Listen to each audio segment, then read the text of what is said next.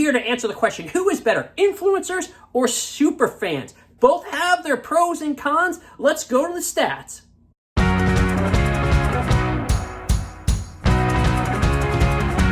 How do superfans interact with their audience? They will talk about your brand or your product like they have Tourette's. They cannot stop talking about your brand. Anyone that will listen to them, they will talk to about your brand or your product and how great it is.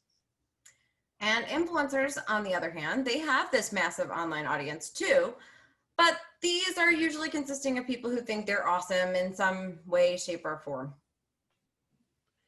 So who do superfans get to actually buy your product? They will basically promote your product for free to anyone that will listen to them. They get families and friends to buy products because they're constantly talking about how great your product or your brand is. And grandma.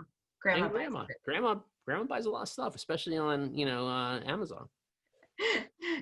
But influencers, on the other hand, are not going to give away anything for free. So they need to be paid for their promotion of your brand or your product, right? These followers are buying products because they want to be liked by the influencer, or they just really admire this influencer and they think they're so cool that they want to be cool like them too. Be cool like the influencers. So what are some of the disadvantages? One of the biggest disadvantages of superfans is they could get people to chant the dumbest shit at events. And unfortunately, influencers can only get people to say dumb shit online. This could be anyone's game. Let's see what our expert Brittany Hodak has to say about influencers versus superfans. Let's get it on! So we can get into my I have a long technical definition that I give with 4 parts. So I always say the long meaning of a superfan, my definition is a customer who over-indexes in their affinity for a brand, product, or service, which increases the likelihood that they're advocating on behalf of that brand, product, or service as part of everyday life.